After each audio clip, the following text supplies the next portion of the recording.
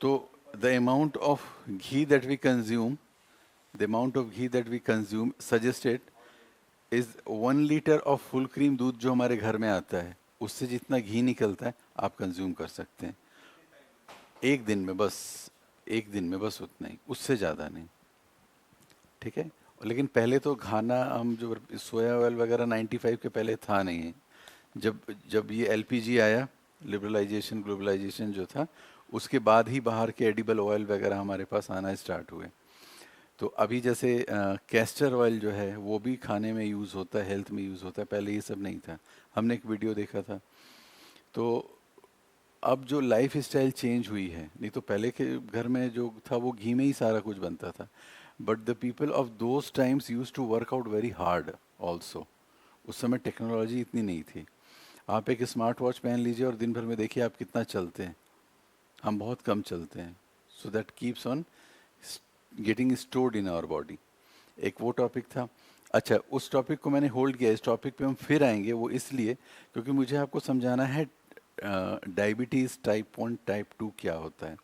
इसको मैं health and disease में नहीं पढ़ाना चाहता, न्यूट्रिशन में पढ़ाना चाहता हूँ, तो आप खुद से समझ जाएंगे इस चीज़ को। क्यों कैपिटल बोलते हैं इंडिया को, capital of diabetes, capital of the world क्यों बोल रहे हैं। दूसरा एक और है जिसको हम बोलते हैं एएमआर, जो हमने थोड़ा सा टच किया था। ये भी इंडिया में सबसे ज़्यादा प्रिवलेंट हो रहा है। साउथ एशिया में पहले से ही था, अब इंडिया वर्ल्ड कैपिटल बन रहा है। तो फूड के कंटेक्स्ट में ना आपको वो समझ में आते जाएगा, साथ के साथ उसके सिम्टम्स भी बताते जाऊंगा मैं। ठीक है, आज हम स्टार्ट कर रहे हैं सेल बायोलॉजी।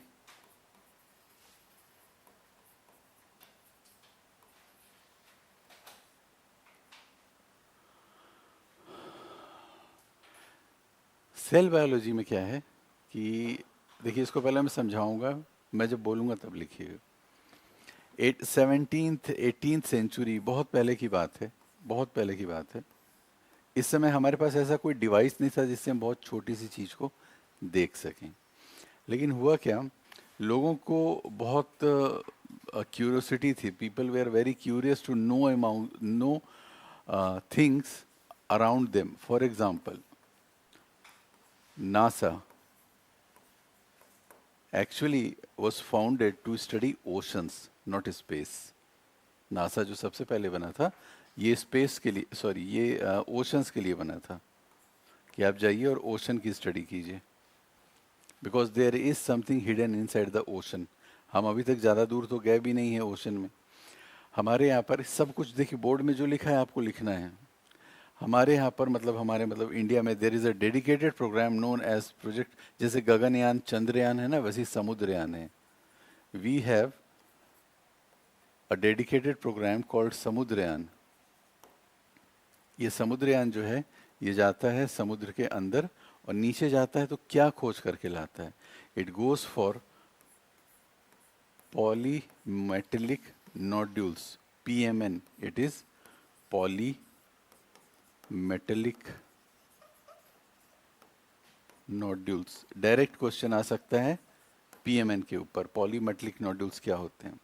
इसमें क्या होता है, जो PMN होते हैं ये एक पत्थर के बराबर होते हैं ऐसे, लेकिन इनमें इरेगुलर शेप होता है। इनमें और भी कई दूसरे मेटल्स लगे हुए होते हैं।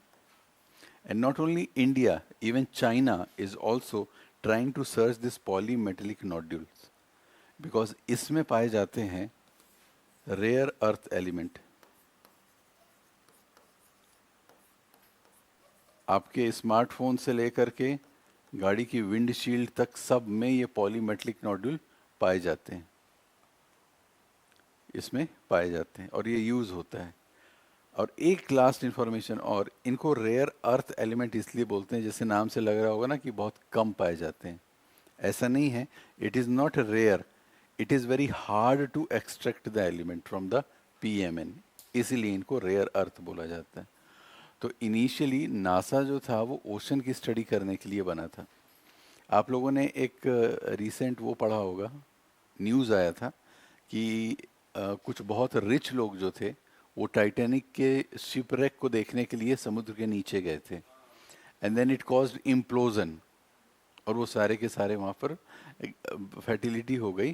तो आपको क्या लगता है कि वो शिपरेक देखने गए थे? वो तो ऊपर से भी देख सकते थे।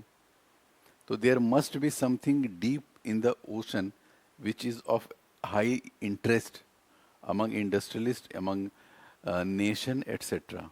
And it is true also. So हमारे पास कई प्रोग्राम है, इंडिया का ये समुद्रयान प्रोग्राम। तो 18 सेंचुरी में जब हमारे पास धीरे धीरे करके ऐसे डिवाइसेस आने लग गए जिससे हम छोटी छोटी चीज़ों को देखना स्टार्ट कर दिए, तो 18 सेंचुरी समझिए, आज से लगभग 200 साल पहले एक पेड़ के छाल को निकाला गया और उसको माइक्रोस्कोप, उस समय के माइक्रोस्कोप के नीचे रख दिया गया। एक साइंटिस्ट थे, उन्होंने उसको निकाला और माइक्रोस्कोप के नीचे रख दिया। हम अपनी स्किन का अगर थोड़ा सा भाग निकालें और माइक्रोस्कोप के अंदर रख दें तो भी वैसा ही कुछ देखने के लिए कि भाई कैसा होता है। तो जब उन्होंने ये किया तो उनको एक अजीब सा स्ट्रक्चर दिखाई दिया। उनको ऐसा स्ट्रक्चर दिखा, मैं आपको दिखाऊंगा, ओरिजिनल इमेज भी दिखाऊंगा। और हमारे यहाँ पर जितने भी बायोलॉजी के वर्ड वगैरह हैं ये यूरोप से आए हुए हैं। और यूरोप, जब ये स्ट्रक्चर दिखा तो उनको दिखा कि अच्छा देखो यहाँ पर ये सिंगल रूम जैसा दिख रहा है, जैसे ये सिंगल रूम है। यूरोप में एक सिंगल रूम को सेल बोला जाता है और कुछ नहीं। अगर ये साइंटिस्ट इंडिया में होते तो वो रूम बोल दिए थे, उसको केबिन बोल सकते थे, कुछ भी बोल सकते थे। बट ये यूरोप वगैरह के साइंटिस्ट इसको खोजते थे और ब्रिटिश और यूरोपियन साइंटिस्ट आपस में बातें किया करते थे। तो उन्होंने बोला कि ये एक सेल है। सेल का मतलब यहाँ पर अ स्मॉल प्लेस और कुछ नहीं। उन्होंने बोला कि ये स्मॉल प्लेस है, बस। इसके आगे उनके पास कुछ भी नहीं था। जब धीरे धीरे हमारे पास साइंस डेवलप करना स्टार्ट किया और हमारे पास ऐसे डिवाइसेस आने लगे जिससे हम और भी अंदर जाने लगे। क्योंकि देखिए हमारे पास पहले केमिस्ट्री में अगर हम बात करें तो हमको बोला गया था कि जो पूरा यूनिवर्स है वो 5 एलिमेंट का बना हुआ है, पंच तत्व, अगर आपको मालूम है, आकाश, वायु, धरती, पानी, एटसेट्रा। और आज हमको पता है कि नहीं, it is made up of 114 elements. It is all because of the invent of electron microscope. तो हमने किया क्या, और भी हमारे जैसे जैसे टेक्नोलॉजी बढ़ी और हमने इसको देखना स्टार्ट किया तो हमने फोकस किया एक सेल के ऊपर कि चलिए देखते हैं कि ये सेल है क्या चीज़, इसके अंदर क्या है। जब हम एक सेल के अंदर फोकस करना स्टार्ट किए तो हम देखे कि इसके अंदर एक बहुत प्रोमिनेंट स्ट्रक्चर है, बिल्कुल गोल सा। तो ये उस समय की एक तरीके की हम बोल सकते हैं कि आदत थी लोगों की ये बोलने की कि कोई भी चीज़ जो सेंटर में है उसको न्यूक्लियस बोला जाता था, जस्ट अ हैबिट। इसीलिए न्यूक्लियस केमिस्ट्री में भी होता है, बायोलॉजी में भी होता है, और इंग्लिश लैंग्वेज में भी बोलते हैं। कोई भी चीज़ जो सेंटर में उसको न्यूक्लियस बोल देते हैं। तो ये दोनों चीज़ हुआ था, ठीक है। ये साइंटिस्ट का नाम आपसे स्टेट पीसीएस में भी नहीं पूछा जाएगा। Robert Hooke. रॉबर्ट हुक ने सबसे पहले सेल को देखा था और रॉबर्ट ब्राउन ने सबसे पहले न्यूक्लियस को देखा था। अब जैसे जैसे जैसे जैसे वो हमारे पास डिवाइसेस बढ़ना स्टार्ट हुए, हमारे पास न्यूक्लियर बेस्ड माइक्रोस्कोप आया, हम और इसके अंदर डिटेल में जाना स्टार्ट कर दिए। जब हम डिटेल में गए तो हमको स्ट्रक्चर दिखने लगा। अभी हम कर क्या रहे हैं, अभी हम सिर्फ ये देख रहे हैं कि उन्होंने एक्चुअली ट्री बार्क लिया था, एक पेड़ की छाल को लिया था सिर्फ देखने के लिए। सिर्फ हम देख रहे हैं। जितना इन्फॉर्मेशन अभी आपके पास है उतना ही इन्फॉर्मेशन इन लोगों के पास भी था। साइंटिस्ट थे ये और इनको इसके आगे कुछ भी नहीं पता था। हम बिल्कुल उसी चीज़ को फॉलो करेंगे। तो हुआ क्या,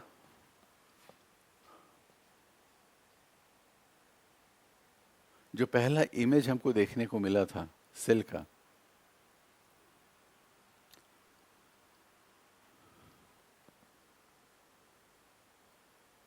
ये उनकी एक्चुअल बुक है, उसका है ये दिखा था उनको। तो अगर आप इसको ध्यान से देखें, अगर आप इनको ध्यान से देखें तो ये छोटा छोटा जो घर जैसा बना हुआ है ना, इसी को उन्होंने छोटा सेल बोल दिया था कि यही सेल है हमारा। जब उन्होंने इसको सेल बोल दिया तो उसके बाद और भी साइंटिस्ट आ गए और उन्होंने इसके ऊपर काम करना स्टार्ट कर दिया। अब सेल के बाद जब हमारे पास डेवलपमेंट स्टार्ट हुआ, अब लिखना स्टार्ट कीजिए। A cell theory was given, cell theory was given. ये फैक्चुअल इंफॉर्मेशन है।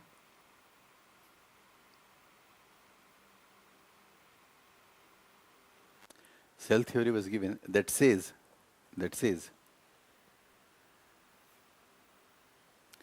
that all plant and animals that are all plants and animals are made up of।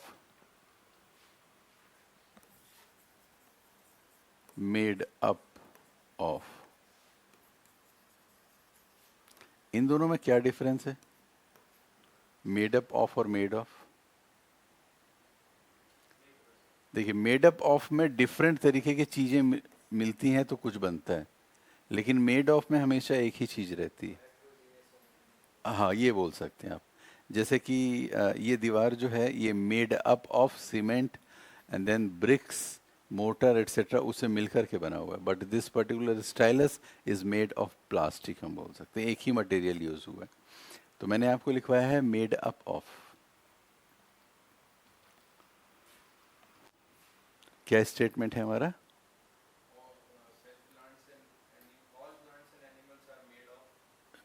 Made up of cells, full stop, उसके आगे लिखिए the cell is the basic unit of life.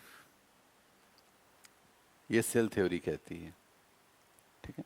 Question आ सकता है which one of the following statement is not mentioned in cell theory. अगर बहुत tough बनाने की कोशिश की जाएगी तो, इससे ज्यादा कुछ नहीं होता है, फुल स्टॉप। दूसरा लिखिए इसमें, द सेल थ्योरी, दूसरा पॉइंट है, the cell theory was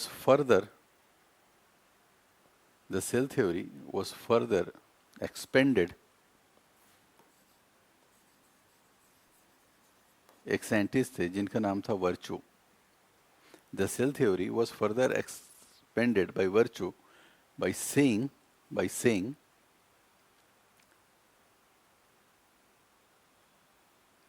that all cell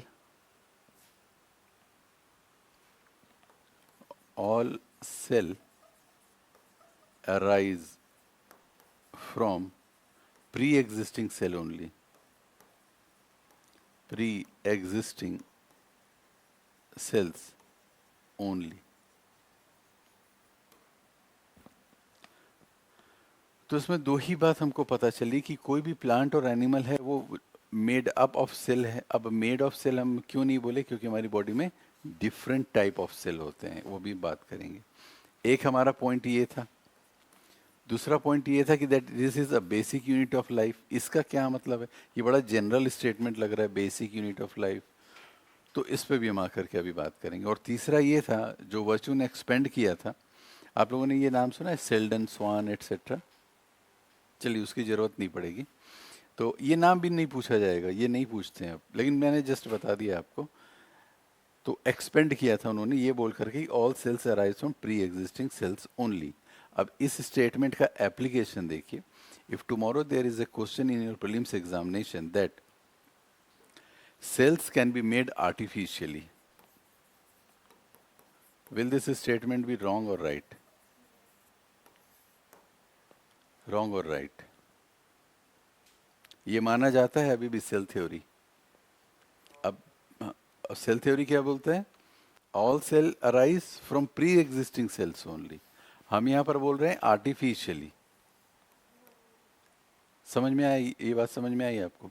मतलब आर्टिफिशियली हम सेल को नहीं बना सकते। मॉडर्न टेक्नोलॉजी हो सकता है बना रही हो, लेकिन बेस्ड ऑन सेल थ्योरी एक नया सेल बनाना है तो पुराना सेल ही चाहिए हमको। हाँ, वो हमको सेल से ही क्लोनिंग होती है। उसमें बाहर से मतलब हम नॉन लिविंग कुछ ला नहीं सकते, सेल बिल्कुल चाहिए रहता है। तो मतलब दिस स्टेटमेंट, इस स्टेटमेंट का इंटरप्रिटेशन ये भी हो सकता है that we can not make cell artificially, all cell arise from pre existing cell. तो ये हमारा क्लियर हो गया। अब ये हमारी सेल थ्योरी बस इतनी ही है, ठीक है। अब इसको मैं एक एक पॉइंट को क्लियर करता हूँ। दो और ये तीन, तो तीसरा पॉइंट क्लियर हो गया आपका, बेसिकली यही चीज है। Now come to first point and write down group of cells, group of cells performing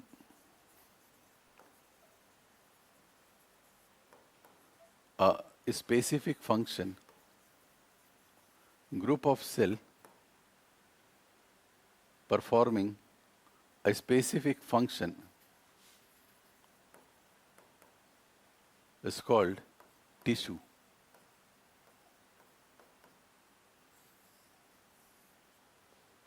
Group of cell performing a specific function is called tissue. ठीक है। तो सेल से बनता है टिश्यू, मतलब इसकी ग्रुपिंग होगी, 1000 सेल एक साथ इकट्ठा हो जाएं और वो एक स्पेसिफिक फंक्शन करेंगे। फॉर एग्जाम्पल, हमारे बॉडी के अंदर जो बोन होता है वो एक सेल है, लेकिन कलेक्शन ऑफ सेल है, ठीक है। तो बोन का अपना एक रोल होता है, वो एक स्ट्रक्चर देता है हमारी बॉडी को, एक स्ट्रक्चर देता है, एक शेप देता है, that means a specific function है। हमारा ब्लड जो है वो भी सेल है, बट ग्रुपिंग ऑफ सेल है। बहुत सारे सेल एक साथ इकट्ठा होते हैं तो ब्लड बनता है, वैसे ही बोन बनता है। हमारा जो स्किन है it is also made up of cell but performing different specific function, defined है। और हमारी पूरी बॉडी जो है ये सेल की बनी हुई। हमारी बॉडी में अगर वो सेल इतना छोटा है तो human body is composed of trillions and trillions of cell. And you will be surprise to know कि अगर मैं अभी ये ऐसे कर दूं तो कम से कम 50,000 सेल यहाँ नीचे गिर गए, लेकिन वो फिर से रीजनरेट हो जाएंगे। The process of regeneration of the cell keep on going, हमेशा ये चलते रहता है। पूरा सब जगह, पूरी इस जगह, जैसे फॉर एग्जाम्पल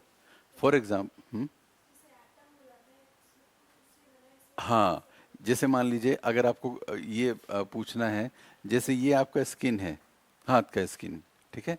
इसके नीचे मसल होगा और मसल जो होगा वो इंटरवीनिंग बोन्स होगा, ठीक है। तो मैं इसको आपको उसमें बताऊंगा, स्केलेटन सिस्टम में बताऊंगा कि मसल जो होता है वो बोन से अटैच्ड रहता है। यहाँ पर हम टेंडन्स, लिगामेंट एटसेट्रा पढ़ेंगे। आपने वो नाम सुना होगा, टेनिस एल्बो एक डिजीज होती है, एक टेनिस एल्बो का नाम सुना है आप लोगों ने? तो वो फेमस हुआ था क्योंकि वो सचिन तेंदुलकर को हो गया था, लेकिन टेनिस एल्बो बहुत पुरानी डिजीज है, तो वहाँ पर हम इसको देखेंगे। अब ये बोन जो है वो मसल से अटैच्ड रहता है और इस मसल के ऊपर एक स्किन होती है। तो ये एक तरीके का सेल वन है, ये एक दूसरे तरीके का सेल है, ये एक तीसरे तरीके का सेल है। तो सेल हमारी बॉडी में, पूरी बॉडी में सेल ही है पूरा, ठीक है। ये हमारा स्किन, मसल, बोन। इनफैक्ट अगर हम बोन के अंदर भी जाएं, आपने एक नाम सुना होगा बोन मैरो। ये बोन मैरो भी एक सेल है, क्लस्टर ऑफ सेल है, ग्रुपिंग ऑफ सेल है, यहीं से ब्लड बनते रहता है। To be more specific, RBC बनते रहते हैं इसमें, हम सब उसको देखेंगे, ठीक है। Everything is made up of cell. हमारी बॉडी में ऐसा कोई भी चीज नहीं है जो नॉन लिविंग है। अभी के लिए हम आप यही समझ के चलिए कि there is nothing in human body which is non living, everything is living. नहीं, बोन मैरो जनरली जिससे ब्लड बनता है it is found at the deep part of long bones, long bones, जैसे कि फीमर, ये हमारी जो हड्डी होती है फीमर बोलते हैं इसको। तो लॉन्ग बोन्स में बोन मैरो पाया जाता है।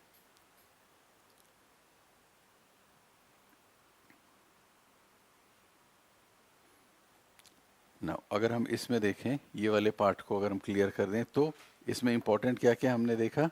इंपॉर्टेंट हमने देखा कि ये एक टिश्यू है। Tissue is nothing but group of sales.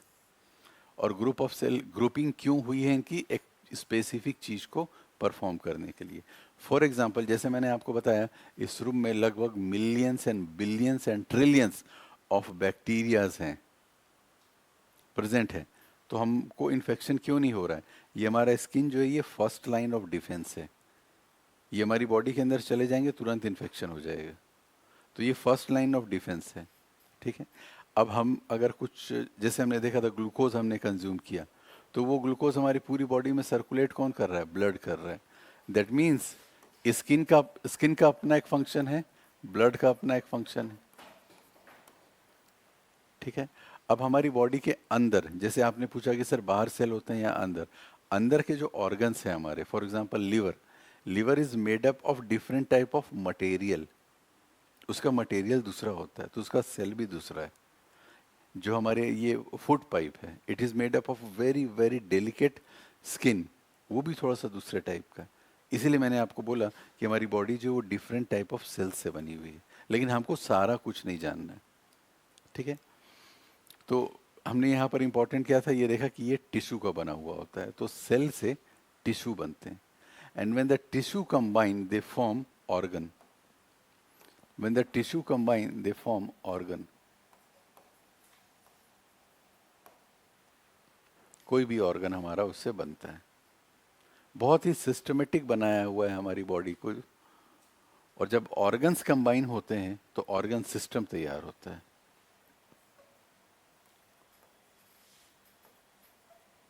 Organ system तैयार होता है।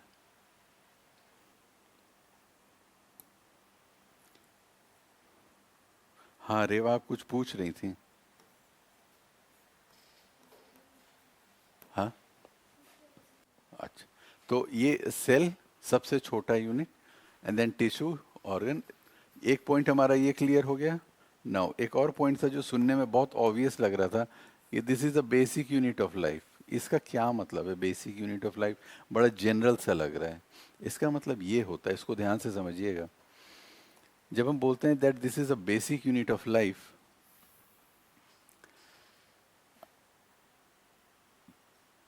तो हमारी बॉडी में, अगर मैं बोलूं कि हमारे जो ह्यूमंस होते हैं इनमें लाइफ होती है, ठीक है, तो लाइफ कहाँ पर है हमारी बॉडी में?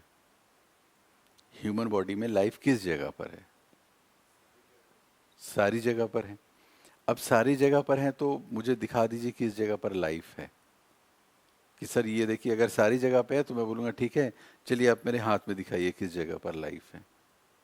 तो होता क्या है इसमें, जो सेल होता है एक्चुअल में दिस इज लिविंग। और सेल जो होता है ये बेसिक फंक्शन करता रहता है। बेसिक फंक्शन जो होता है, इसको लिखिए, the most fundamental unit of life, the most fundamental unit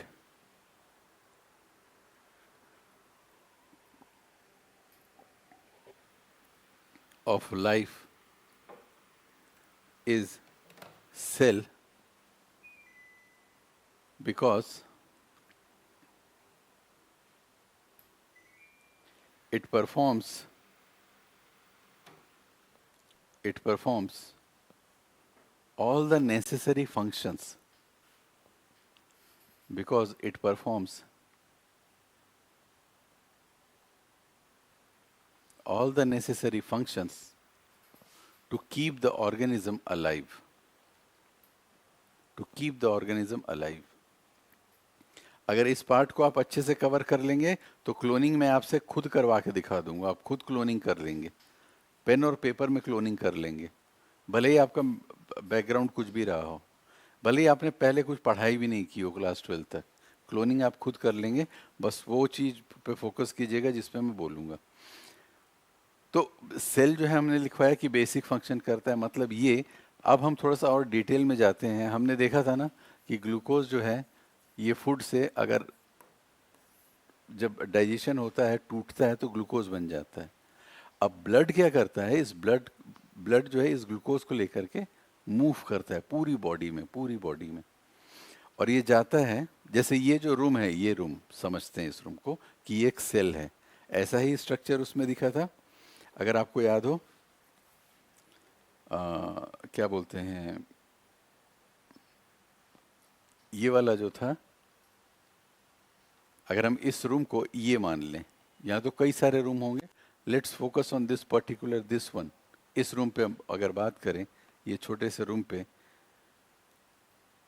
तो होगा क्या कि इस रूम का कनेक्शन बाहर, असल में अगर एक ऐसा सेल होता है ना, तो इसके ऊपर एक नर्व जाती रहती है जिसको ब्लड रहता है इसमें। तो ब्लड जो रहता है वो इसके चारों तरफ घूमते रहता है।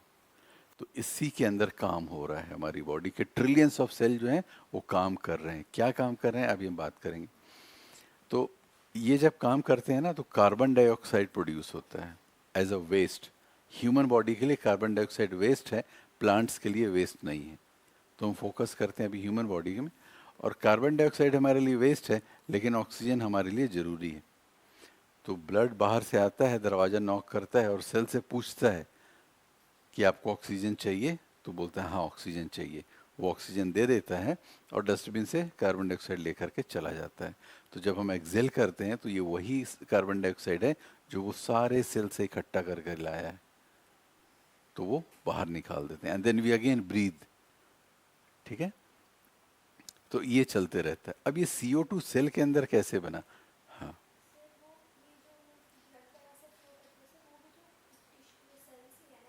हाँ, ये सारे सेल हैं, सब सब ये जितने हैं, जैसे ये एक बहुत पतली सी आर्टरी है मान लीजिए। एक्चुअली आर्टरी नहीं, इसको कैपिलरी बोलते हैं, मैं बताऊंगा क्यों। तो ये जो छोटी सी है, ये सेल के ऊपर से जा रही है, एक्चुअली सब तरफ से कवर की रहती है इसको, सब तरफ से। और and it make sure that this cell never get in a state where it wants oxygen or had to expel carbon dioxide and there is no blood present in here, क्योंकि वैसा होगा तो सेल विल डाई। ठीक है, तो ऐसे ही छोटे छोटे कमरे बने रहते हैं। अब हम इस कमरे के अंदर चलते हैं कि क्या हो रहा है यहाँ पर। So whatever we eat, it is absorbed in the small intestine, in the blood stream, and then reaches to different parts of the body. ये हमने न्यूट्रिशन वाले चैप्टर में लिखा था। तो डिफरेंट पार्ट्स में अगर जा रहा है, फॉर एग्जांपल वो यहाँ पर पहुँच रहा है, तो यहाँ जाकर कहाँ जाएगा? जैसे यहाँ अगर आप देखें तो यहाँ पर बने हुए हैं, हमको दिख रहे हैं, यहाँ पर नर्व्स बने हुए हैं, यहाँ पर ब्लड के जाने का रास्ता है, लेकिन ये जा कहाँ रहा है? ये जा रहा है धीरे धीरे करके छोटे छोटे सेल के अंदर, छोटे छोटे सेल के अंदर वहाँ तक पहुँच रहा है। क्योंकि हमारी यूनिट, हमारी बॉडी का जो ये एनर्जी आ रही है, ये इससे आ रही है, ये सेल के अंदर जो फंक्शन चल रहा है। और सेल जो है ये, अभी मैं आपको सारी चीज़ें दिखाऊंगा। अभी थोड़ा थोड़ा आपको कन्फ्यूज़न अगर है तो बिल्कुल सही है, आप बिल्कुल सही जा रहे हैं। तो अगर हम बात करें सेल की, अगर हम बात करें सेल की, तो सेल के अंदर ही हमारे सबसे इंपॉर्टेंट फंक्शन चलते रहते हैं, सबसे इंपॉर्टेंट फंक्शन। इन केस किसी ने गलती से पॉइजन इनहेल समझ ली पी लिया, तो it will go directly to cell. Why? Because वो पहले फूड पाइप से जाएगा, स्मॉल इंटेस्टाइन से एब्जॉर्ब हो जाएगा ब्लड में, और ब्लड का काम है पूरी बॉडी में घूमते रहना, घूमते रहना, और जा करके वो हर एक सेल में पहुंचा देगा। Cell will start to die, because poison क्या करेगा? सेल को खत्म कर देगा। लेकिन हम ब्रीथ क्या करते हैं? ऑक्सीजन, और जो खाते हैं उससे जो भी ग्लूकोज, फैट एटसेट्रा मिल रहा है वो जाता है सेल के अंदर। अब सेल क्या करता है उस ग्लूकोज का? हाँ, सेल स्टार्ट टू डिकम्पोज, इसीलिए डेथ हो जाती है।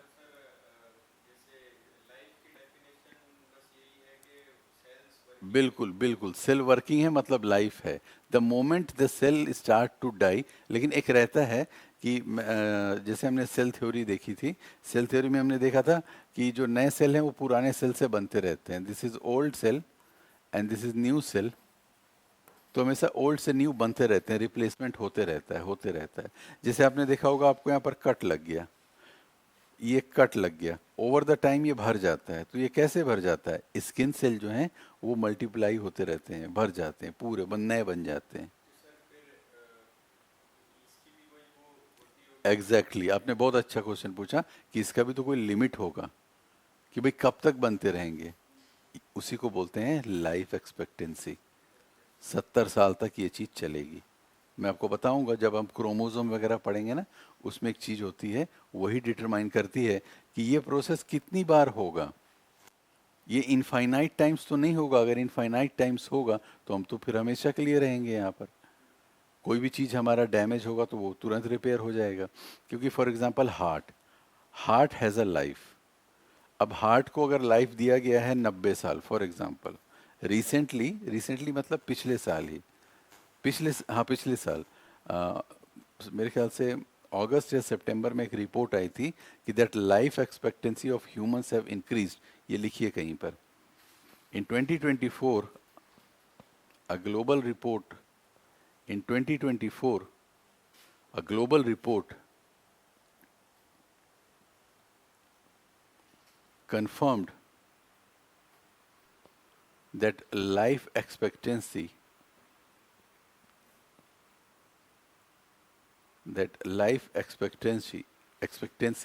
globally has increased,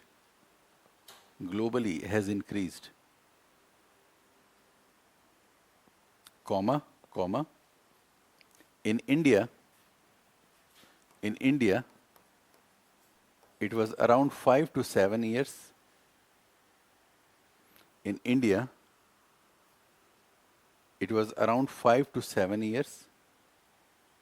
और आप फुल स्टॉप लगा सकते हैं, लेकिन एक इंफॉर्मेशन और बता दे रहा हूँ, पाकिस्तान में यही 2 से 3 साल का था। ठीक है, तो इंडियन सब कॉन्टिनेंट में, एशिया में, साउथ ईस्ट एशिया में कंपेयर करने के लिए आप देख सकते हैं कि हम कैसे डेवलप कर रहे हैं। ठीक है, अच्छा, तो वही जैसे मैंने बोला कि हार्ट की भी एक एज होती है। अगर आप अपने शरीर का ध्यान रखेंगे तो शरीर आपका ध्यान रखेगा। बट हमारे जो डेली लाइफ है, लाइफ स्टाइल है, and then smoking, drinking etcetera, it makes the life expectancy drop down. और फिर कुछ और भी फैक्टर्स होते हैं। आप बोलेंगे इसका मतलब तो ये हुआ कि जो कभी स्मोक नहीं करेगा, जो कभी ड्रिंक नहीं करेगा, वो तो 100 साल तक जिएगा। ऐसा नहीं है। Apart from food there are several factors also which determines how.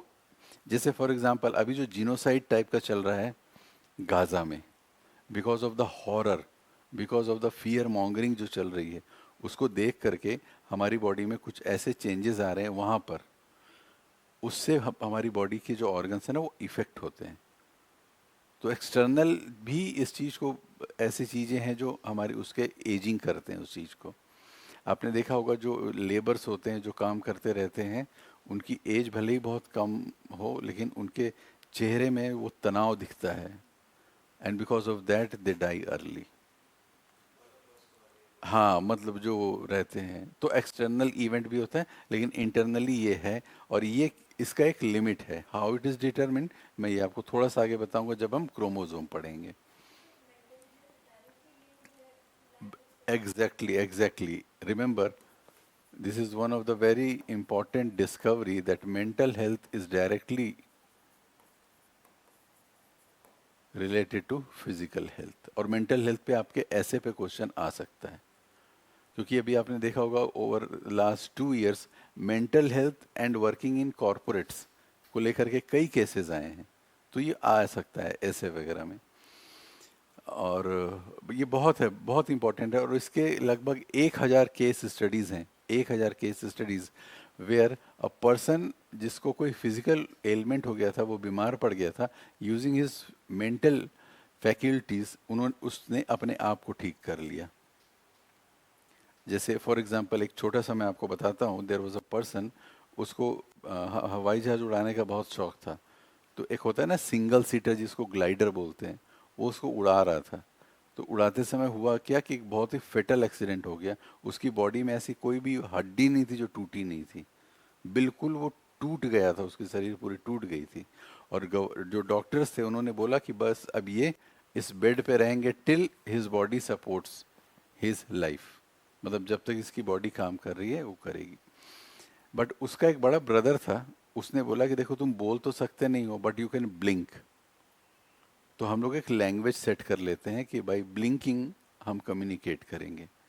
तो अगर यस बोलना होगा तो तुम बोलना एक बार ब्लिंक कर देना। तो वो जाता था पूछता था कैसे हो, तो ऐसे कर देता था, मतलब ठीक हूँ मैं।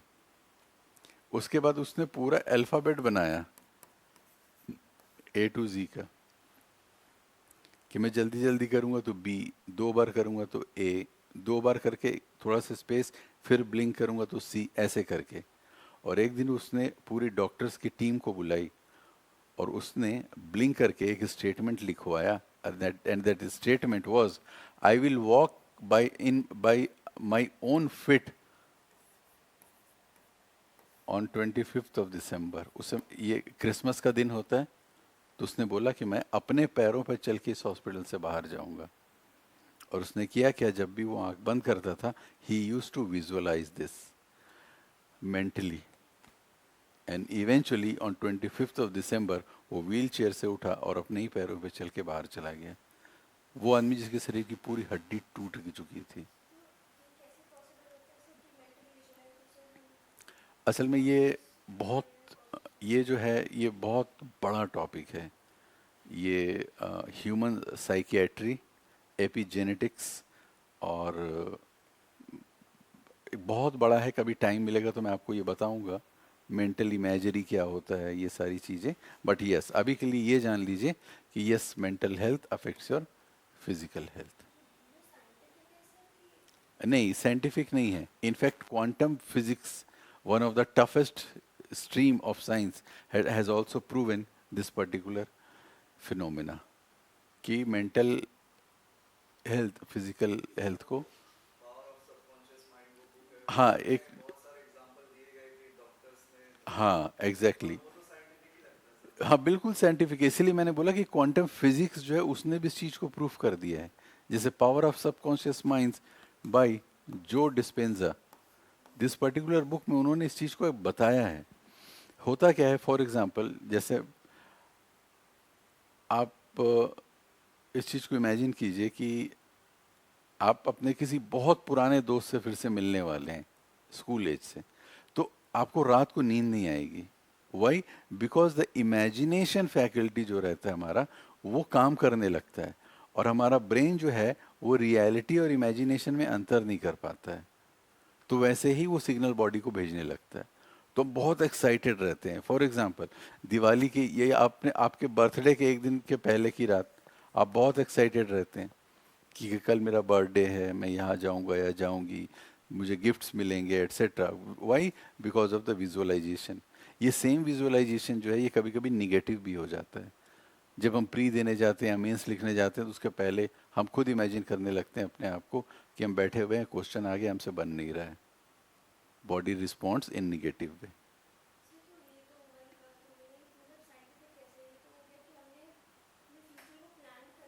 हाँ, तो लेकिन ये आसान नहीं होता। अगर आप एक उस स्टेट ऑफ बीइंग जिसको बोला जाता है, उसको मेंटली बार बार रिहर्स करते रहेंगे। फॉर एग्जाम्पल, आप इस बात को मानेंगे कि अगर कोई भी चीज़ किसी भी आदमी को बार बार बोली जाए, बार बार बोली जाए, तो eventually one day that person will believe that information, isn't it?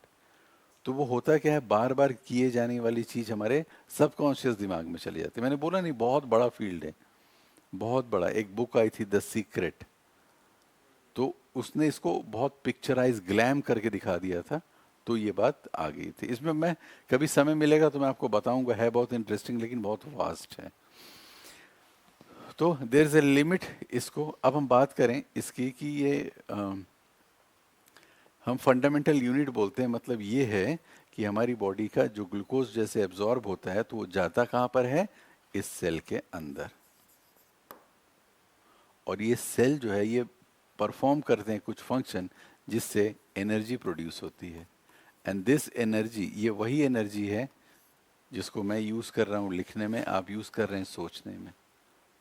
मतलब trillions of cell are working together to do things that you are doing right now. तो इसीलिए हम इसको बोलते हैं कि ये हमारी ह्यूमन बॉडी का बेसिक यूनिट है, सबसे छोटा यूनिट है। ठीक है, अब इसके स्ट्रक्चर के बारे में बात करते हैं। अच्छा, आपको डायग्राम्स जो इसके मिलेंगे ना सेल के, वो इस तरीके के मिलेंगे। फॉर एग्जांपल, अगर हम जो डायग्राम देखेंगे, जैसे ये वाटरमेलन है, ठीक है, वाटरमेलन में क्या होता है, ये वाटरमेलन ऐसा काट दिया गया बीच से, तो यहाँ पर आ, ये जो पार्ट रहता है, ये जो पार्ट रहता है, इसमें पल्प रहता है, एंड इन बिटवीन यहाँ पर सीड्स होते हैं, इन बिटवीन यहाँ पर सीड्स होते हैं छोटे छोटे। तो हम जो भी स्ट्रक्चर देखेंगे, जो भी स्ट्रक्चर देखेंगे वो ऐसे ही देखेंगे।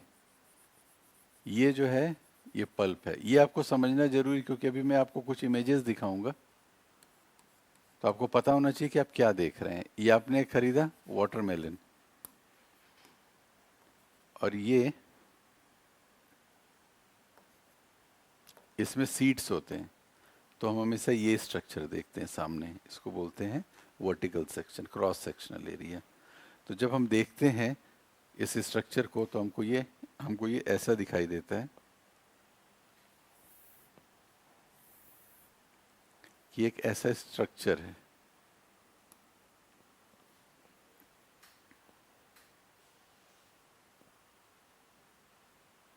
मैं आपको दिखाता हूँ एक्चुअल सेल कैसा दिखता है। ये होता है एक्चुअल सेल। जब हमारे पास डेवलपमेंट बहुत हो गया, तो हमने सेल को देखना स्टार्ट कर दिया। इस सेल को पहले ऐसा काटा गया, फिर ऐसा काटा गया है, ताकि हमको देखने को मिले। इसमें से कोई भी नाम आपको पढ़ने की ज़रूरत नहीं है, मैं बताऊंगा एक सिंपल डिज़ाइन, क्योंकि you will see at least 4 to 5 different structures and diagrams of cell. ठीक है, सेल में जैसा मैंने आपको बताया कि सबसे इंपॉर्टेंट पार्ट जो होता है वो होता है न्यूक्लियस एट द सेंटर, लेकिन ऐसा ज़रूरी नहीं है कि बिल्कुल एग्जैक्टली सेंटर पे ही हो, वो बीच में रहता है कहीं पर, but it plays a very important role, इसलिए उसको न्यूक्लियस बोलते हैं। Apart from that there are several other small components. तो उस समय लोगों ने सोचा कि इसको नाम क्या दें, क्योंकि ऑर्गन तो दिया हो गया था नाम, ऑर्गन नाम तो ऑलरेडी दिया हुआ है, तो ऑर्गन की जगह हमने उसका नाम ऑर्गेनेली दे दिया।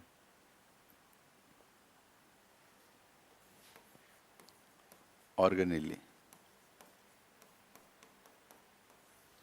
मतलब ऑर्गन से छोटा, ऑर्गन से ये छोटा होता है। नहीं, सेल जो है वो it's a collection of organelles, small is organelle. जैसे ये एक ऑर्गेनेली है, माइटोकॉन्ड्रिया आपने सुना होगा, ये एक है, ये एक है, तो ये इतने सारे हैं, ये कर क्या रहे हैं एक साथ, इस पे हम बात करते हैं। इन सब का अपना अपना एक फंक्शन है। जैसे मान लीजिए आपने एक सैंडविच खाया, हमारी बॉडी के अंदर चला गया, उससे ग्लूकोज रिलीज हो गया, C6H12O6 रिलीज हो गया। अब ये जाएगा कहाँ, पहले ब्लड में, और ब्लड पहुंचा देगा यहाँ पर। अब इसके ऊपर की कवरिंग देखिए, पूरे ऊपर की कवरिंग, ये पूरे नर्व से कंट्रोल रहती है, कवर्ड रहती है, और जो हमारा ब्लड है वो इसके अंदर ला करके ग्लूकोज पुश कर देता है। हम जो भी ब्रीद इन करते हैं, ऑक्सीजन पुश कर देता है, और कार्बन डाइऑक्साइड यहाँ से ले लेता है और चला जाता है। अब ग्लूकोज आ गया, ऑक्सीजन आ गया, इसके अंदर रिएक्शन स्टार्ट हो जाते हैं। कई सारे रिएक्शन है जो हम एक एक करके देखेंगे, बहुत सारे हैं। और वो जाकर के आपने ये तो सुना होगा, mitochondria is the power house of the cell. यहाँ पर वो रिएक्शंस होते हैं जिससे एनर्जी रिलीज होती है, और ये जाकर के स्टोर होते रहती है हर जगह पर।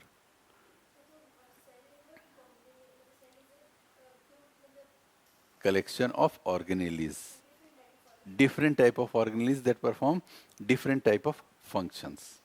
ठीक है, अब जैसे इसमें कुछ, जैसे ये न्यूक्लियस आपको दिख रहा है, ये यहाँ पर माइटोकॉन्ड्रिया है। जो इम्पोर्टेंट वन है जिसके बारे में हम बात करेंगे, ये है एंडोप्लाज्मिक रेटिकुलम। अब यहाँ पर आपको दिख रहा होगा ऐसा, लेकिन यहाँ पर ये ब्लू डॉट्स दिख रहे हैं। ये जो ब्लू डॉट्स आपको दिख रहे हैं, ये वाले छोटे छोटे, ये राइबोसोम होते हैं। अगर आपको याद हो, प्रोटीन जो हमने पढ़ा था, हमारी बॉडी में प्रोटीन जो होता है वो इसके अंदर बनता है। मतलब हम बहुत ही छोटे लेवल पे चले गए हैं, बहुत छोटे लेवल पे, और ये एकदम क्लियर हो जाएगा। हाँ, नहीं नहीं, बॉडी में प्रोटीन बनता है मतलब कि सेल में बनता है। हाँ हाँ, तो अगर आप याद करके बता सकें, protein is made up of amino acid. Amino acid में क्या होता है, कुछ एसेंशियल होते हैं, कुछ नॉन एसेंशियल होते हैं। कुछ हमारे डाइटरी में हमको लेना पड़ेगा। अगर हम डाइटरी नहीं ले रहे हैं तो प्रोटीन डेफिशिएंसी हो जाएगी, है ना, वो बनेगा नहीं। क्योंकि बनने की जगह तो तैयार है, किचन इज रेडी, गैस जो है वो चालू है हमारा, लेकिन आपने डाइटरी सप्लीमेंट उसमें डाला नहीं है अभी तक, तो वो वेट करेगा।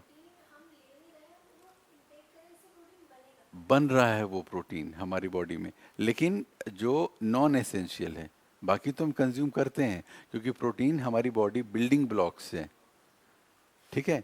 और बॉडी बिल्डिंग ब्लॉक्स, अब इसको रिलेट कीजिए, इसी क्वेश्चन पे रहिए। आपने प्रोटीन कंज्यूम किया, जैसे मान लीजिए आपने पनीर खाया, कॉटेज चीज़ खाया, तो क्या कॉटेज चीज़ पेट में जा कर के चेंज होकर के सेल बनेगा? नहीं। Cottage cheese will be broken down by cell, और उससे बनेंगे कुछ ऐसी चीज़ें जो अगर आपकी बॉडी में कहीं पर प्रोटीन डेफिशिट हो रहा है, कुछ भी प्रोटीन की ज़रूरत है, तो वो बनेगा। जैसे छोटे बच्चे होते हैं, वो ग्रोइंग होते हैं, उनको प्रोटीन और जो इम्पोर्टेंट विटामिन है, मिनरल, उसकी ज़रूरत होती है। क्यों? क्योंकि वो ग्रोइंग स्टेज में होते हैं। उनके जो बोन्स होते हैं, उनको कैल्शियम की ज़रूरत होती है, तो उनको ये सारी चीज़ें उनको फूड में दिया जाता है, ताकि प्रोटीन डेफिशिएंसी नहीं हो उनको, कोई भी मिनरल डेफिशिएंसी नहीं हो, विटामिन डेफिशिएंसी नहीं हो। क्योंकि वो जाएंगे कहाँ अल्टीमेटली? यहाँ जाएंगे, यहाँ। क्योंकि मैं जब स्कूल में था, मैं जब क्लास में था, पहली बार जब हमने ये सब चीज़ें हमने नहीं पढ़ी थी, तो मुझे कई मिसकंसेप्शन थे। मुझे, जैसे वो नहीं बोलते कि किसी चीज़ का बीज खा लो तो पेट से पेड़ निकल जाएगा बाहर, तो ऐसे मुझे भी ये लगता था कि हम जो खाते हैं वो क्यों खाते हैं, वो हमारे, चलो इतना मुझे पता था कि वो एब्जॉर्ब हो जाता है, ये नहीं पता था कि किस में होता है। तो वो एब्जॉर्ब हो गया, हम क्यों खाना खाते हैं, क्या कोई दवाई ऐसी वो है? और ऐसी दवाइयाँ आ गई हैं बाज़ार में जो आप खा लें तो आपको भूख नहीं लगेगी। जो मैंने बताया कि इसके जस्ट बाद मैं आपको दो तीन चीज़ बताऊंगा, ओजम्पिक, मेगोवी एट्सेट्रा। तो अगेन बैक इन हियर, तो ये जो है इन सब का एक स्पेसिफिक काम होता है, एक एक का, और इसको बोलते हैं सेल ऑर्गेनेली। अब इसमें अगर आप देखें, इसमें एक चीज हमको और जानना है, एंड दैट इज हाँ,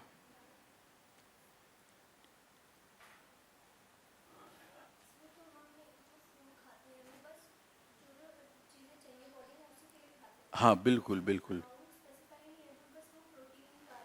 नहीं, अमाउंट स्पेसिफाइड है। जैसे अगर आपको याद हो कि जो प्रोटीन इंटेक है, वो डायबिटिक एसोसिएशन बोलता है कि the protein intake should be around 0.8%, 0.8 ग्राम पर केजी। तो अगर कोई 10 केजी का है तो 0.8 × 10 उसको कर दीजिए, उतना प्रोटीन इंटेक। हाँ हाँ हाँ हाँ हाँ, बिल्कुल है, बिल्कुल है, नहीं पड़ेगी आपको। लेकिन लेकिन जो टैबलेट है, that is artificially lab made, and it is suggested to stick to natural food. ठीक है, ये सजेस्ट किया जाता है, क्योंकि आप, नहीं, क्योंकि हमारी बॉडी के अंदर जो चीज़ें उनको तोड़ के उससे निकालेंगी, it is designed for natural foods. Processing उसका होगा, उतना फ़ायदा आपको नहीं मिलेगा। तो अपनी बॉडी को हम जितना नेचर के करीब रखेंगे, for example you can consume, let's say vitamin C, ठीक है। तो विटामिन सी जो होता है वो हमारे हार्ट के हेल्थ के लिए बहुत इंपॉर्टेंट होता है, अपार्ट फ्रॉम स्कर्वी एट्सेट्रा, हमारे हार्ट के हेल्थ के लिए बहुत इंपॉर्टेंट है। सो यू कैन ईट, जो टैबलेट्स आते हैं 650 mg के, जो टैबलेट आते हैं 650 mg के, आप वो भी खा सकते हैं। लेकिन instead of that try using 650 mg का जो टैबलेट है, उसकी जगह आप एक बाजार से ऑरेंज खरीद करके खाइए। This will be more beneficial for you, है ना। तो जैसे इसमें थोड़ा सा एडवांस बायोलॉजी आता है कि अगर हमको यही लेना है, तो क्यों नहीं हम सुबह सुबह 2 3 4 टैबलेट खा लें और दिन भर का काम चल जाए। तो इसके पीछे थोड़ा सा है, ये हम समझने के स्टेज में पहुंच जाएंगे जब हमारी 3 4 क्लासेस हो जाएंगी। स्पेशली बायोटेक्नोलॉजी में आपको ये सारा समझ में आ जाएगा। जैसे मैंने बोला, क्लोनिंग में आपसे ही करवाऊंगा, आप खुद करेंगे क्लोनिंग सारा कुछ।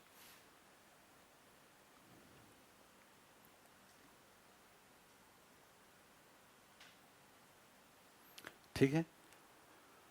अब हमने जब देखा सेल, हमको पता चल गया, सेल के अंदर का स्ट्रक्चर भी हमने देख लिया। हमको अभी तक कुछ नहीं पता कौन सा स्ट्रक्चर क्या काम करता है, लेकिन हमने एक क्लासिफिकेशन किया। Write down classification, classification of organism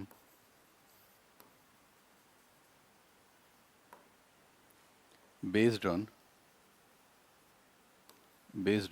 cell। ये सब बेसिक है, आपको आगे जा कर के ये हेल्प करेगा।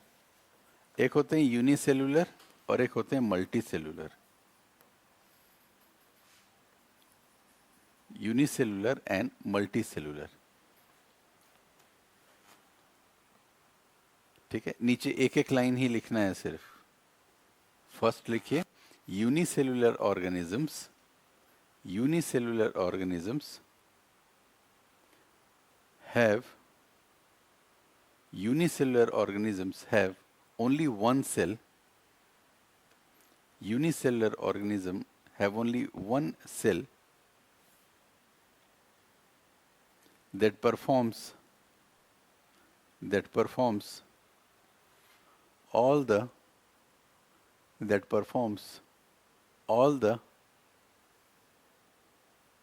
important body functions,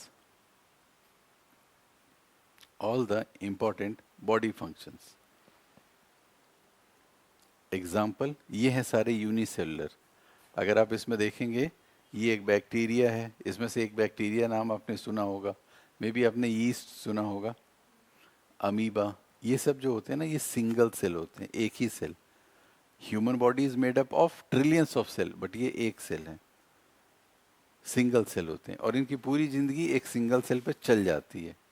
this is chlamydomonas. ये सब नाम को आप, मैं सिर्फ दिखाने के लिए आपको मैंने बताया है कि जैसे बैक्टीरिया है सिंगल सेल्ड है, ठीक है। मल्टी सेलुलर में लिखिए these organisms have different kinds of cell,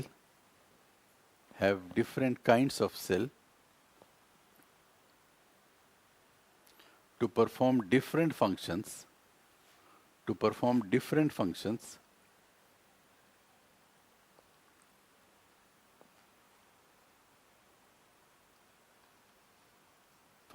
full stop, ठीक है। तो यूनिसेलुलर का मतलब होता है कि सिर्फ एक सेल जो सभी काम कर रहा है, और यहाँ पर मल्टीपल सेल होते हैं, ट्रिलियंस में होते हैं जो करते हैं। जो हम ह्यूमंस है, एनिमल है, प्लांट, इसमें मल्टीपल टाइप ऑफ सेल्स होते हैं।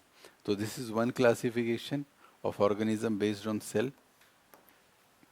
अब क्या हुआ, हमने ये देखा, तो इस समय कुछ साइंटिस्ट लोगों ने एक बात सोची कि ऐसा कैसे है कि एक छोटा सा ऑर्गेनिज्म जिसमें सिर्फ एक ही सेल है। अभी हमने देखा बैक्टीरिया,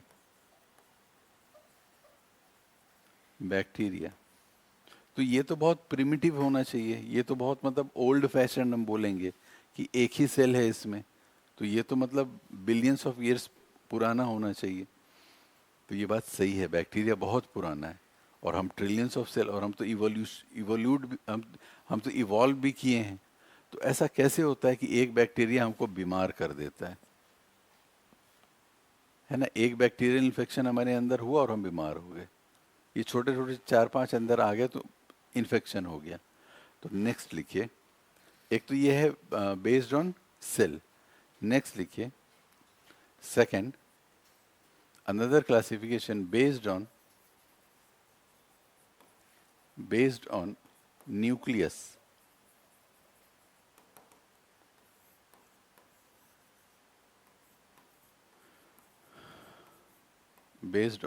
nucleus, इसमें दो होते हैं, प्रोकैरियोटिक और eukaryotic.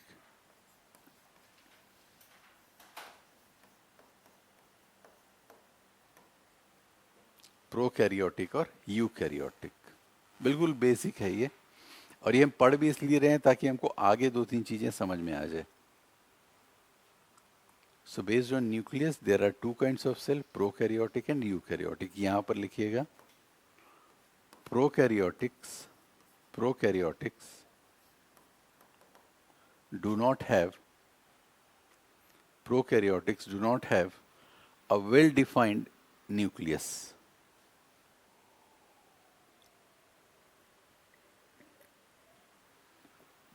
Prokaryotics do not have a well-defined nucleus. इनमें न्यूक्लियस अच्छे से डिफाइंड नहीं रहता, दिखता नहीं है. जैसे अभी हमने देखा था, हम जो सेल देख रहे थे इसमें अच्छे से दिख रहा है, इसमें बिल्कुल एकदम फिक्स है कि ये जो गोल वाला भाग है ये हमारा न्यूक्लियस है, ये न्यूक्लियस है. इनफैक्ट हम न्यूक्लियस के अंदर भी चले गए थे और न्यूक्लियस के अंदर जा कर के हमने कुछ और भी चीज़ें देख ली थी. लेकिन अगर हम दूसरा सेल देखें, ये एक हमारा बैक्टीरिया है, इसमें न्यूक्लियस कहीं पर है ही नहीं. ठीक है, हम इस इमेज में फिर से आएंगे. और इनफैक्ट जो biotechnology, GM crops, transgenic etcetera, उसका बेस यही है, यही स्ट्रक्चर. वहाँ भी ये स्ट्रक्चर फिर आएगा. तो यहाँ पर अगर आप देखें तो यहाँ पर न्यूक्लियस नहीं है, कहीं भी नहीं है. तो इसी के बेस पे हमने दूसरा डिवीजन किया, एक प्रोकैरियोटिक और एक यूकैरियोटिक. यूकैरियोटिक में लिखिए, eukaryotic cells have a well-defined nucleus.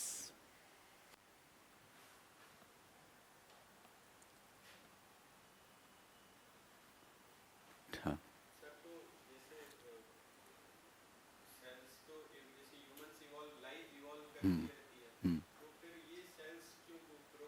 हाँ, ये एक अच्छा क्वेश्चन है कि ये प्रोकैरियोट इवॉल्व क्यों नहीं हुए.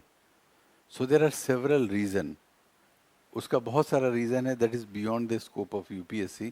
क्योंकि इनको देखो, हम कभी भी इवॉल्व क्यों होते हैं, बिकॉज अगर आप पढ़ेंगे तो डार्विन, चार्ल्स एट्सेट्रा की इवोल्यूशन थ्योरी अगर पढ़ेंगे, अगर डिमांड हो उस चीज़ की. जैसे फॉर एग्जांपल अभी पिछले साल ही जो टेम्परेचर था वो 50 पे पहुंच गया था, उसके पहले भी टेम्परेचर 50 डिग्री सेंटीग्रेड पे पहुंच गया था. ठीक है, 26 डिग्री सेंटीग्रेड पे जब टेम्परेचर होता है तो हम बोलते हैं कि मौसम बहुत सुहाना है, कितना अच्छा मौसम है बाहर, 26. लेकिन ब्रिटेन में 26 जब आया था तो इमरजेंसी, अभी पिछले साल, तो बोल दिए थे कि ये समर हीट वेव चल रहा है. तो those person have not evolve. Why? Because they are adapted to the atmosphere around them. लेकिन हम दिल्ली की अगर हम बात करें तो दिल्ली में हम -2, नॉट -2, लेट्स मेक इट -1, क्योंकि -1 मैंने देखा है 2003 या 4 में, मैंने -1 टेम्परेचर देखा है दिल्ली में. -1 से लेकर के 50 डिग्री तक का रेंज है हमारा. तो अगर ये 50 के बाहर बढ़ता है तो हमारा इवोल्यूशन होगा. और इवोल्यूशन कैसे होगा? हमारी बॉडी जो है ओवर द जनरेशन, ये टाइम लगेगा इसमें, हमको थोड़ा पानी की रिक्वायरमेंट कम हो जाएगी. We can move around from here to there without getting affected. क्योंकि जो बाहर से आते हैं, अगर वो गलती से दिल्ली में उस समय आ गए जब सर्दी पड़ रही है, ठंड पड़ रही है, तो वो बिल्कुल बर्दाश्त नहीं होता है उनसे, वो यहाँ से चले जाते हैं. And in the same way if you go to places like Rajasthan etcetera, वहाँ पर आप जाएंगे जब गर्मी का सीज़न होगा तो आप एडप्ट नहीं कर पाएंगे. So now humans are adapting to it. So bacteria जो प्रोकैरियोट्स हैं वो एडप्ट हो चुके हैं, वो इन्फेक्ट कर देते हैं. अब एक और आप देखेंगे, एक चीज़ मैं आपको बता रहा हूँ, ये है आपका वायरस. इसमें तो कुछ भी नहीं है, कुछ भी नहीं है. ये एक जेनेटिक मटेरियल मैं आपको बताऊंगा. इसके पास तो माइटोकॉन्ड्रिया भी नहीं है जो भी हमने देखा. अगर एक हमको यूकैरियोट सेल देखना है, यूकैरियोट मतलब वी आर यूकैरियोटिक. ठीक है, एक लाइन उसमें लिख लीजिए, eukaryote means true nucleus. You का मतलब ही होता है ट्रू, और कैरियन न्यूक्लियस होता है मतलब उसका. हाँ, ग्रीक से डिराइव्ड है. और जो प्रोकैरियोट है, मतलब प्रो मतलब पुराना, कैरियन मतलब पुराना nucleus, and this is true nucleus. So we are eukaryotic. अब आप देखिए हमारे पास कितनी है. अगर हम अपने एक सेल को निकालें छोटा सा और उसको माइक्रोस्कोप के अंदर रख दें तो हमको ये स्ट्रक्चर दिखाई देगा. इसमें एक वेल डिफाइंड न्यूक्लियस है. This is a well defined nucleus. Inside a nucleus there is something else is present, and there are certain other small organelles are present. अब यहाँ पर एक चीज आपको और दिख रहा है जिसका नाम है सेक्रेटरी वेसिकल. नाम पे नहीं जाना है आपको, जो इंपॉर्टेंट होगा वो लिखवाऊंगा मैं. मतलब ये कि दिस पर्टिकुलर सेल, इसमें अगर कार्बन डाइऑक्साइड, क्योंकि काम यही चल रही है, मतलब ये एक फैक्ट्री है हमारी बॉडी का. इसलिए हमने लिखा this is the fundamental unit of life. ये फैक्ट्री है जो कंटिन्यूअस काम कर रही है. तो वेस्ट भी निकलेगा. Waste that is generated is in the form of carbon dioxide, and that carbon dioxide is emitted here. तो यहाँ पर कोई खाली स्पेस नहीं है, यहाँ पर नर्व्स होते हैं, ब्लड होता है, वो उसको लेकर के चला जाता है. कंटिन्यूअस काम चल रहा है, ऑक्सीजन आ रहा है, कार्बन डाइऑक्साइड निकल रहा है. इन केस कोई केमिकल बन गया which is not good for health, blood उसको भी लेकर के चला जाएगा. ठीक है. और जैसे मान लीजिए कि आप किसी ऐसी जगह पर गए जहाँ पर पानी ही नहीं है, और आपकी बॉडी जो है वो, आपकी पूरे बॉडी में पानी की ज़रूरत पड़ रही है. हमने कल देखा था, अगर आपको याद हो, एवरी रिएक्शन, एंजाइमेटिक एक्शन जो होता है उसमें पानी की ज़रूरत पड़ती है. अगर पानी नहीं होगा तो बॉडी जो है वो सिनोवियल फ्लूइड को निकाल लेगी आपकी बॉडी से, क्योंकि बॉडी का एक ही काम है, हमारी बॉडी का एक ही काम है, आपको सेफ रखना. तो यहाँ पर क्या होता है, ये प्रोसेस चलते रहता है. अभी हम एक एक प्रोसेस एक एक का देखेंगे कि इसका क्या काम है, उसका क्या काम है, और जब आप कलेक्टिवली देखेंगे तो आपको पता चलेगा कि अच्छा देखो, सेल इतना काम करता है हमारा. हाँ.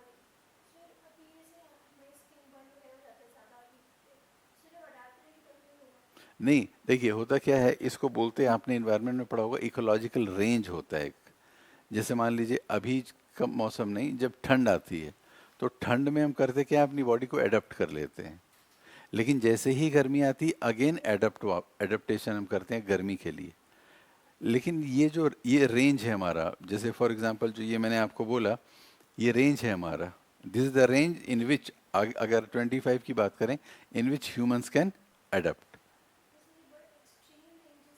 हाँ, एक्सट्रीम नहीं है.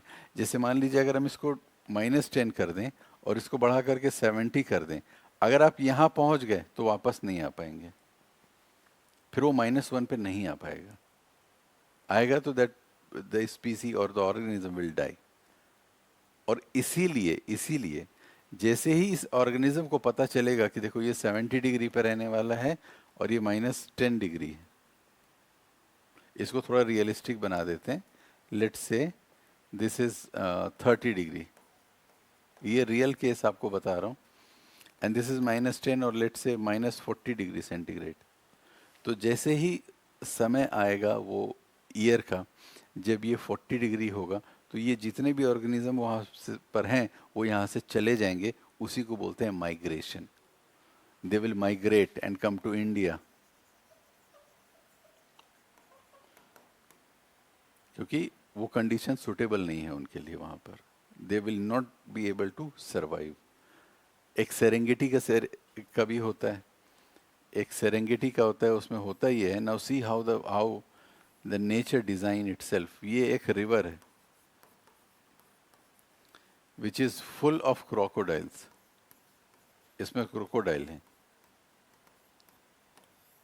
अब हुआ ये है कि इनका रिप्रोडक्टिव सीजन आ चुका है. इसके लिए जो मदर क्रोकोडाइल हैं उनको चाहिए फूड. ठीक है.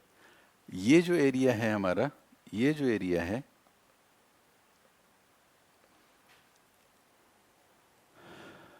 ये जो एरिया है,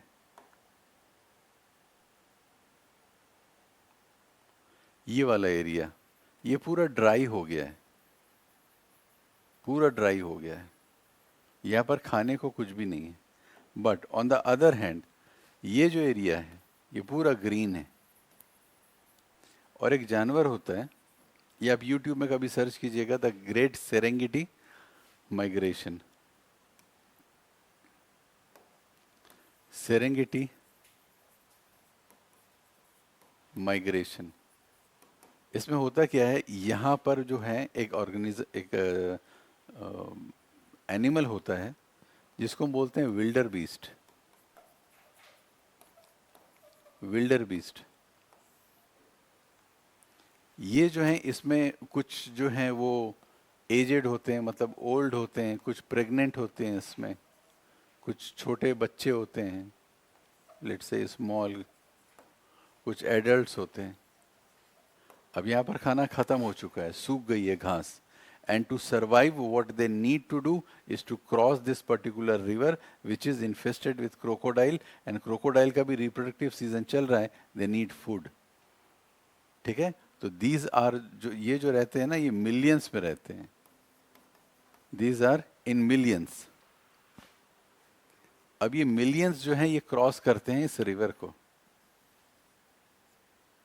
ऑब्वियसली ओल्ड जो हैं, जो बूढ़े हो चुके हैं, वो सरवाइव नहीं कर पाएंगे, क्योंकि there will be water current and crocodile also, they will eat them first. Second, जो छोटे होंगे वो नहीं कर पाएंगे, और जो प्रेग्नेंट हो गए अगर वो किसी तरह मैनेज कर गए तो उस एंड पे पहुंच जाएंगे, और यहाँ पर जाकर के उनको फूड मिल जाएगा। That means see how nature has balanced. यहाँ पर क्रोकोडाइल को भी फूड मिल गया, वहाँ पर इनको भी फूड मिल गया, विल्डर बीस्ट को। और ये जो थे, ये ओल्ड जो थे, जो डिजीज्ड थे, जो लेट से घायल थे, वुंडेड थे,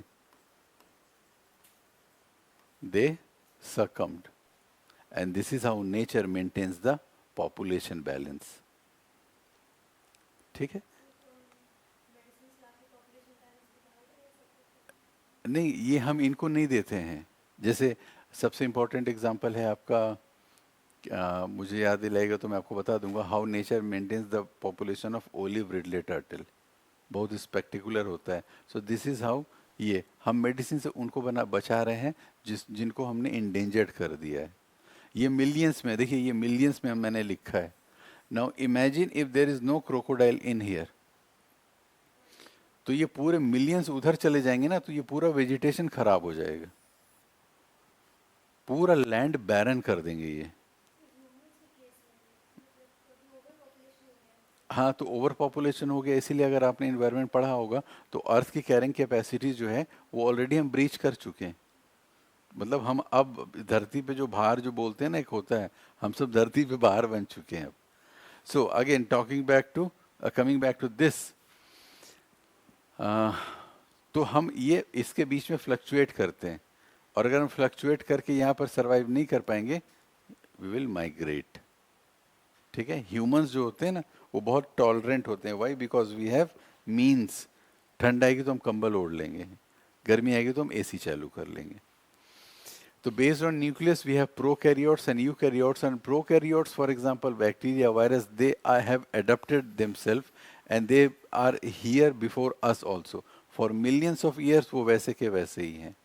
ठीक है, तो उनको कोई दिक्कत नहीं होती है। तो एक हो गया हमारा unicellular, then based on nucleus this prokaryotic and eukaryotic. ठीक है, अब हम बात करते हैं सेल्स की। तो हम एक, आपको मैं कुछ इमेजेस दिखा देता हूँ, कुछ इमेजेस दिखा देता हूँ कि हमारे सेल के अंदर है क्या क्या। ये एक यूकैरियोटिक सेल है, प्रोकैरियोटिक सेल की बात करने की हमको ज़रूरत नहीं है। ये हमारे अंदर की बॉडी का सेल है, इसमें एक न्यूक्लियस होता है, and since it has given the name nucleus, that means something very important must be inside it, और इसके अंदर एक केमिकल होता है। ठीक है, और ये जो केमिकल है ये इतना इम्पोर्टेंट है, इतना इम्पोर्टेंट है कि आपने देखा होगा कि आप किसी के घर जाएं और उसके बच्चे को देखकर ही बता दें कि ये जो बच्चा है अपने पापा जैसा दिखता है। या फिर आप किसी के घर, मान लीजिए अपने रिलेटिव्स के घर जा रहे हैं, लेट से 10 साल के बाद, तो आपके चेहरे को ही देख के बता देते हैं कि अच्छा आप उनके बेटे हैं या बेटी हैं। That chemical is known as DNA, the genetic material, वो यहाँ पर रहता है।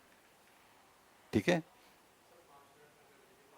हाँ, तो ये यहाँ पर रहता है genetic material, and then mitochondria रहता है। तो अभी जो हमने पढ़ा वो था प्रोकैरियोट और यूकैरियोट। ये सारा इमेज मैं आपको भेज दूंगा। देखिए इसमें कोई भी न्यूक्लियस आपको दिख रहा है? नहीं, उसमें वेल डिफाइंड न्यूक्लियस है। ये इसके अंदर क्या क्या है सब मैं आपको बताऊंगा, जो काम का है वही बताऊंगा, है ना। हमको मेडिकल एंट्रेंस एग्जाम नहीं देना है, हमको वो इन्फॉर्मेशन निकालना है जो हमको बायोटेक्नोलॉजी में काम है, क्योंकि बायोटेक्नोलॉजी से 3 क्वेश्चन हर ईयर आते हैं, डायरेक्ट या इनडायरेक्ट। इसमें क्या है, आप देखिए कुछ खास नहीं है, ज़्यादा चीज़ें नहीं हैं, ये यहाँ पर, लेकिन हाँ जेनेटिक मटेरियल है। तो आपको ये वर्ड ध्यान में रखना है कि genetic material means that must be something very special. यहाँ पर वो न्यूक्लियस के अंदर है, अगेन माइटोकॉन्ड्रिया, और ये न्यूक्लियस है। और ये एक नाम है जो आपने पहले भी शायद देखा होगा, गोल्जी एपरेटस बोलते हैं इसको, गोल्जी बॉडी भी बोलते हैं। ठीक है, मतलब ये वो हैं जो हम, मैं आपको एक एक लाइन में सबका इंपॉर्टेंस लिखवा दूंगा। ये है प्रोकैरियोट और यूकैरियोट्स। ठीक है, तो हम क्या है, प्रोकैरियोट है कि यूकैरियोट है? यूकैरियोट हैं। ठीक है, एंड हम जो डायग्राम यूज करेंगे, वो ये करेंगे। ये भी नहीं, कलर भी हटा दूंगा इससे मैं।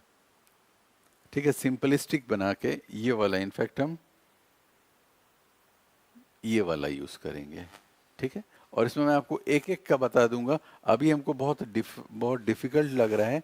Sometimes what happens in the class, if I ask a student to read what is written over here, तो जो नए होते हैं, मैं भी जब पढ़ता था तो मुझे बड़ा समय लगता था इसको पढ़ने में, ये क्या लिखा हुआ है ये। And then it takes number of attempt to read it is written rough endoplasmic reticulum. ठीक है, तो ये, इसमें कोई चिंता की बात नहीं, मैं आपको सब बताऊंगा, और जो फंक्शन वगैरह है आपको क्लियर हो जाएगा।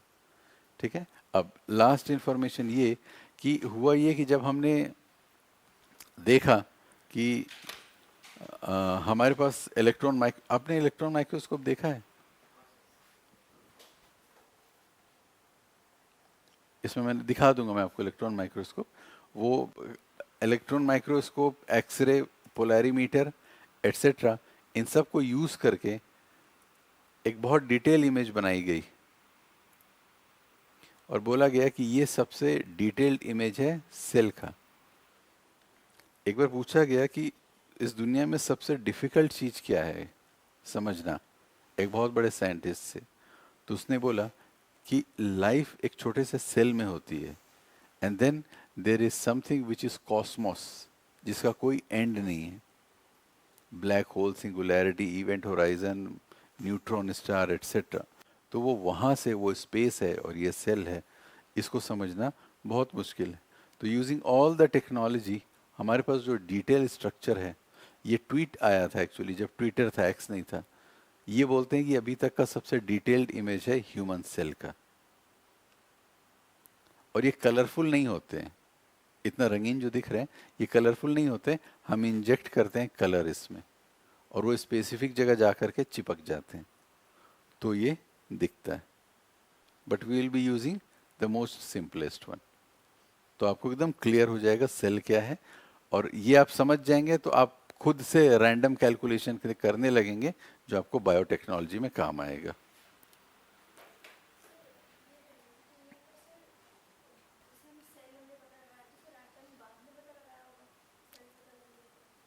असल में नहीं, जैसे अगर मैं आपको बताऊं, ये वाला जो है, जो 18th सेंचुरी मैंने आपको बोला, एक्चुअली अगर हम थोड़ा सा डिटेल में जाएं, हिस्ट्री में जाएं, ये वाला जो है, ये एक्चुअली 16th सेंचुरी से ही इसके ऊपर काम स्टार्ट हो गया था। हमको पता था कि कुछ है, लेकिन 18th सेंचुरी में रॉबर्ट हुक ने बोला कि नहीं देखो ये है सेल। तो काम उन्होंने बहुत पहले से स्टार्ट कर दिया था ह्यूमंस पे काम, क्योंकि पहले तो हम यही मान के चलते थे कि चीज़ें 5 चीज़ों से बनी हुई हैं, आकाश, वायु, ये हम ही नहीं, हम जो हमारा यूरोप का जो मॉडल है वो भी यही मानता था।